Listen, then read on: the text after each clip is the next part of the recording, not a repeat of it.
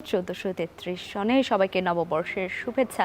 দর্শক, আমরা সকাল থেকেই দেখানোর চেষ্টা করছিলাম যে কিভাবে সারা দেশের মানুষ এই নতুন বছরকে বরণ করে নিচ্ছেন, কিভাবে উৎসাহ উদ্দীপনার মধ্য দিয়ে এই দিনটি পালন করা হচ্ছে। শুধুমাত্র রাজধানীর ঢাকাতেই নয়, সারা দেশের বিভিন্ন জায়গায় বিভিন্ন রঙিন আয়োজনের মাধ্যমে এই উৎসবটি পালন করা হচ্ছে। দর্শক, আমরা বেশ কিছু জায়গা থেকে দেখছিলাম কিভাবে সেই জায়গাগুলো উদযাপন করা হচ্ছে। এই মুহূর্তে ধানমন্ডিতে রয়েছেন আমাদের সহকর্মী সুলতানা স্বর্ণা, তার কাছে চলে যাচ্ছি, জানবো তার কাছ থেকে। স্বর্ণা, নববর্ষের শুভেচ্ছা আপনাকে। শুরুতেই আপনি ধানমন্ডিতে রয়েছেন, সেখানে উদীচীর আয়োজন চলছিল, এখন কি চলছে জানতে চাই, আর মানুষজনের উৎসাহ উদ্দীপনা কেমন দেখছেন?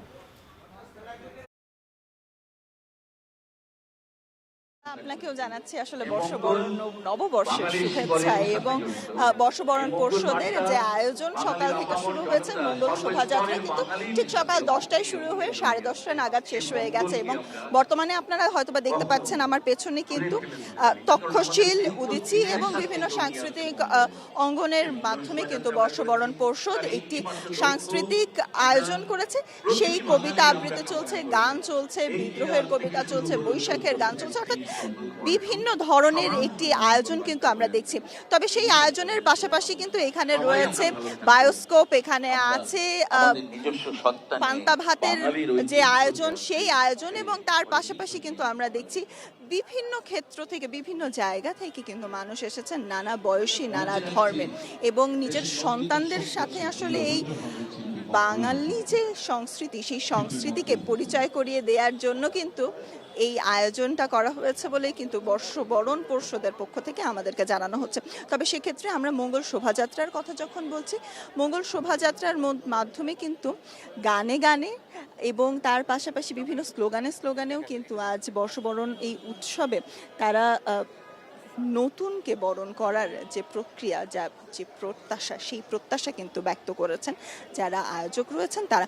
এবং আমরা দেশি বিদেশি অনেককে কিন্তু এখানে দেখেছি আসতে। বিদেশি যারা এসেছেন তারা কিন্তু বারংবারই বলছেন যে এত রঙিন একটি উৎসবে অংশ নিতে পেরে তারা কিন্তু উচ্ছ্বাস প্রকাশ করেছেন, এবং সেই রঙিন উৎসবে অংশ নেওয়ার সময় তারা কিন্তু বলেছেন যে আসছে বছর হয়তো বা তারা আবার আসবেন এই উৎসবকে ধারণ করতে।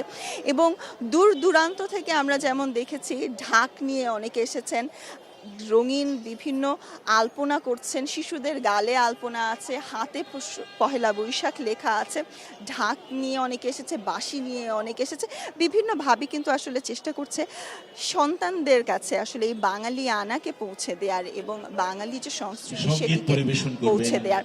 এবং বিভিন্ন নাচ এবং গান, তক্ষশিলের যে বিদ্যালয় রয়েছে, তক্ষশিলের বিদ্যালয় থেকে কিন্তু অনেকে এসেছেন এবং তারা কিন্তু নাচ এবং গানের মাধ্যমে নতুন বছরকে তারা আহ্বান জানাচ্ছেন, সকল মঙ্গল কামনা করছেন, শুধুমাত্র নিজের কিংবা নিজের পরিবারের জন্য নয়, দেশ এবং জাতির জন্য।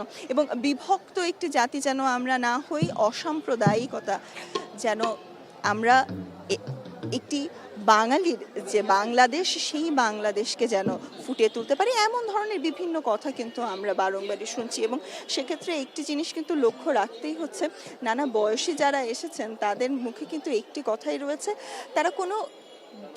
তারা কোনো বিদ্বেষ চান না, তারা চান না কোনো ধরনের বিভেদ, কোনো ধরনের হানাহানি, তারা চান এমন একটি সাম্প্রদায়িকতা।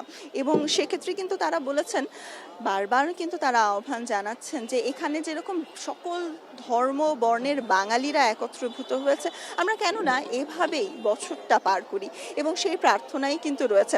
আমরা বিভিন্ন মুখোশ দেখেছি এবং তার পাশাপাশি কিন্তু বিভিন্ন মুখোশের সাথে রয়েছে আমাদের ট্যাপা পুতুল আছে, তার পাশাপাশি এসেছে বিভিন্ন ঘোড়া, অর্থাৎ বাঙালি সংস্কৃতির সবটা কিন্তু উজাড় করে দেয়া হয়েছে আজ এই মঙ্গল শোভাযাত্রার যে আয়োজনটি করা হয়েছে বর্ষবরণ পর্ষদের পক্ষ থেকে সেই আয়োজনে। এবং এখানে আমরা কড়া নিরাপত্তা ব্যবস্থাও কিন্তু লক্ষ্য করেছি, এবং যে কোনো ধরনের অপ্রীতিকর ঘটনা থেকে যেন এড়িয়ে চলা যায় সেই ধরনের কিন্তু বারংবারই আহ্বান জানানো হচ্ছে। কারণ একটি বাঙালি আনার যে উৎসব, সেই উৎসবটা যেন সকলে হেসে খেলে নেচে উদযাপন করতে পারেন, এমন একটি প্রার্থনা কিন্তু রয়েছে যারা সমবেত হয়েছেন তাদের মাঝে। এবং নানা বয়সীরা, আমি বারংবারই বলছি আসলে নানা বয়সীরা এসেছেন, কাচের চুড়ি পরে ছোট ছোট বাচ্চারা এসেছে শাড়ি পরে, লাল শাড়ি, সাদা শাড়ি পরে। সেক্ষেত্রে কিন্তু বাঙালিদের আমাদের যে হাজার বছরের সংস্কৃতি, সেই সংস্কৃতির সাথেও কিন্তু পরিচয় করিয়ে দেয়া হচ্ছে। ফুল পরে অনেক শিশুরা এসেছে, বিভিন্ন ক্ষেত্রে কিন্তু আমরা দেখেছি শিশুদের সেই শাড়ি পরার যে উচ্ছ্বাস, বাবা মার হাত ধরে ছোট ছোট বাচ্চারা এসেছে পাঞ্জাবি পরে, সালোয়ার কামিজ পরে, এবং সেখানে লাল সাদার যে আধিক্য, অর্থাৎ নববর্ষের প্রথম দিনের যে আধিক্য, সেই আধিক্য কিন্তু রয়েছে মাটির বিভিন্ন তৈজসপত্র, রয়েছে বিভিন্ন ট্যাপা পুতুল।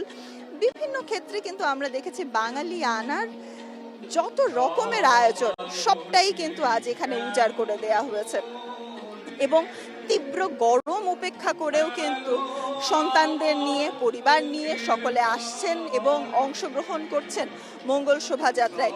সেই শোভাযাত্রায় পাশাপাশি আজ দিনব্যাপী এখানে আজ আনুষ্ঠানিকতা চলবে, এবং সেই আনুষ্ঠানিকতায় যেমন আছে নাচ, তেমন আছে গান। এবং শুধুমাত্র ধানমন্ডিতে এই আয়োজন নয়, বিভিন্ন ক্ষেত্রে কিন্তু আরো মেলারও আয়োজন করা হয়েছে। এবং ধানমন্ডি 27-এর এই মেলা আজ সন্ধ্যা পর্যন্ত চলবে কিন্তু আয়োজকদের পক্ষ থেকে আমাদেরকে জানানো হয়েছে। সেক্ষেত্রে আরেকটি জিনিস আসলে লাইভা জানিয়ে রাখতে চাই, সকাল থেকে যে আনুষ্ঠানিকতা চলছে সেখানে মুড়ি মুড়কির কিন্তু একটি আয়োজন আমরা দেখেছি, এবং সন্তানদেরকে কিন্তু অনেকেই পরিচয় করিয়ে দিচ্ছেন আসলে কোনটি মুড়ি, কোনটি খোয়া। বিভিন্ন ক্ষেত্রে কিন্তু বিভিন্ন ধরনের বাতাসা, অর্থাৎ বাংলার যে সংস্কৃতি আমরা যুগ যুগ ধরে দেখেছি, হাজারো বছর ধরে দেখেছি, বছরের প্রথম বেলাতে নানা রকমের ভর্তার সাথে একটু পান্তা ইলিশ, সেই আয়োজনও আজ এখানে রয়েছে। এবং সন্তানদের নিয়ে যারা এসেছে, নতুন প্রজন্মকে নিয়ে যারা এসেছে সংস্কৃতিকে পরিচয় করিয়ে দেবার জন্য, তারা একটি বার্তা কিন্তু এছাড়াও দিচ্ছে, যে কোনো ধরনের রাজনীতি থেকে যেন এই উদযাপনটি আসলে দূরে থাকে। কারণ পান্তা ইলিশ আমাদের হাজারো বছরের লোক সংস্কৃতির সাথে মিলে আছে। আমাদের এই ট্যাপা পুতুল, আমাদের এই তালপাতার